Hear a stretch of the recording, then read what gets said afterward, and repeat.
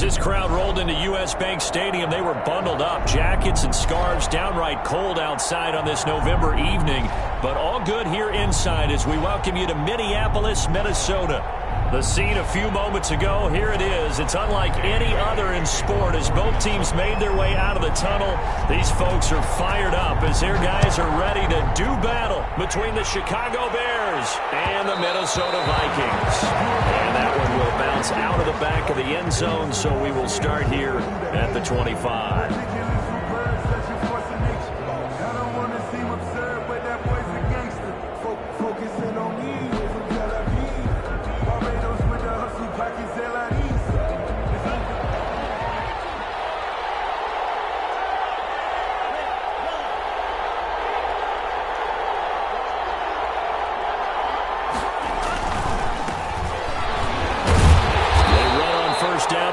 Produces a gain of 2. It's second down now. Certainly a nice job there by the defense rallying to the football and getting him on the ground, but I think the play gets made by the defensive front because if they can't get upfield, their job is to go ahead and get low, almost get into a ball sometimes, stack things up, and make it difficult for the runner to find a hole.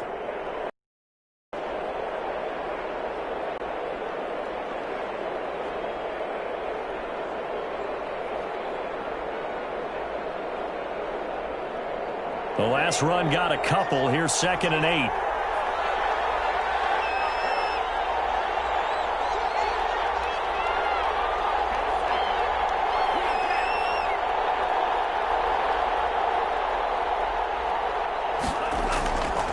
Looking to pass. Tua.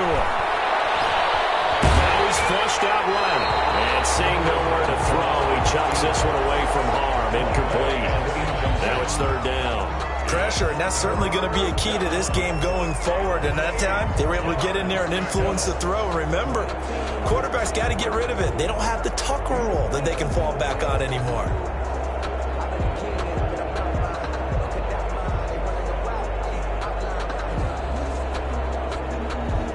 An early tough test on the opening drive. This is third and 8.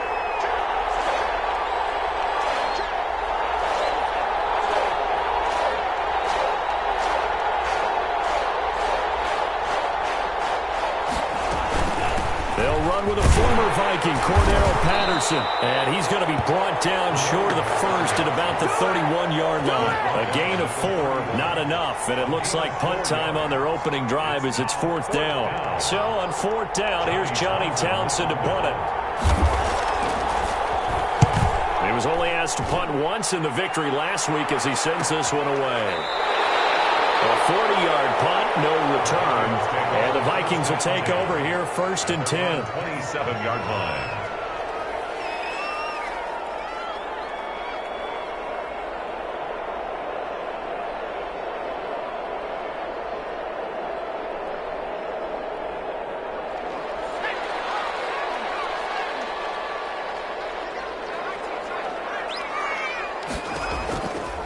He'll look to throw.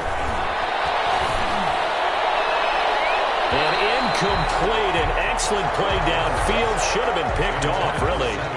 But second down instead.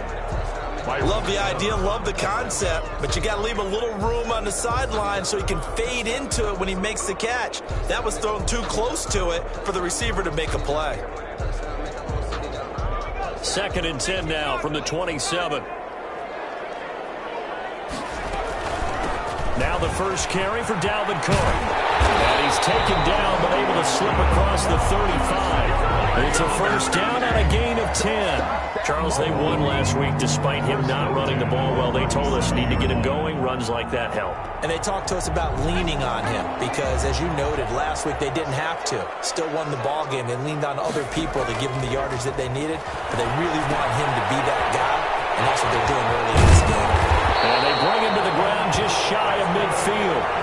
12 more yards there and another first down. I like the screen being called here early in the game, especially on the opening drive, because, Brandon, when guys come out of the locker room, especially those pass rushers, they are so amped up to get to the quarterback.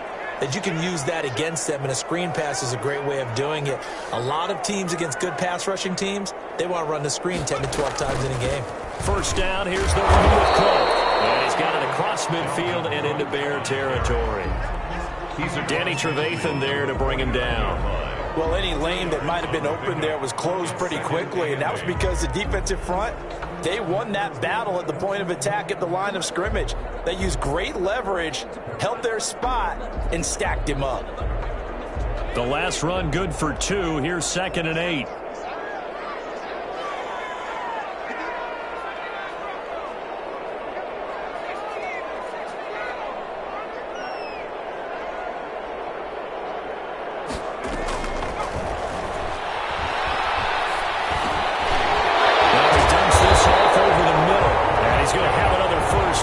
The tackle's made here at the Bears. A nice pick up there, 10 yards, and it'll move the sticks.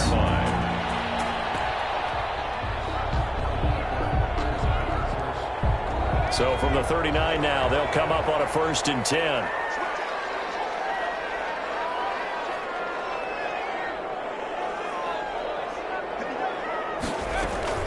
From the gun, it's a give to Cook. And he'll get 4 here down to the 35-yard line. Well, on every play call, you realize it's not going to go for a touchdown. So a lot of your calls are setting things up for maybe later in the game, trying to establish the inside run with toughness now, hopefully get to the perimeter later. And let's face it, you could do worse than a 4-yard run on 1st down.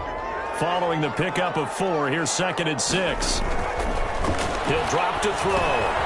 Setting up the screen for Cook. And he's going to have another 1st down as the tackle's made here at the Bears 21. That one goes for 13 yards, and it moves the sticks. They ran that one well, and not only did they pick up a nice chunk of yardage on the screen, they sent a message to the defense. Rush the passer all you want, but you better be careful. We can hit you going back the other direction.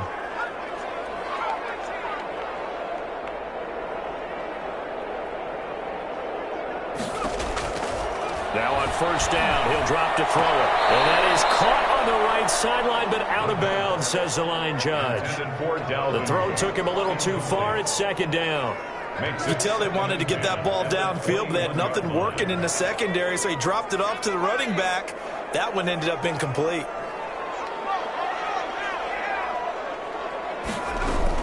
Back to the ground, Cook. And he is met in his tracks behind the line of scrimmage. 2 yards the loss, and now 3rd and 12. This defense is a difficult one to prepare for, one of the best in the league. They'll come at you from all angles, and they did a nice job there stopping him for a loss.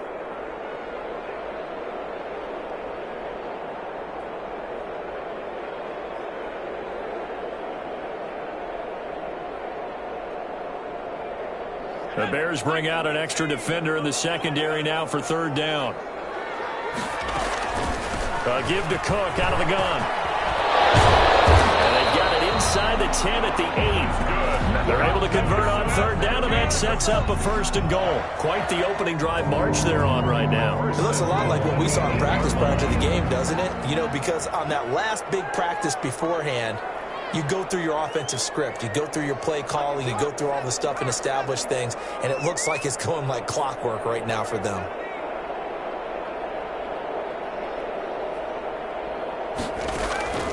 Now a shotgun snap as they'll look to throw. He's got his man. It's taken in for a Viking touchdown. Justin Jefferson, his 5th touchdown. And the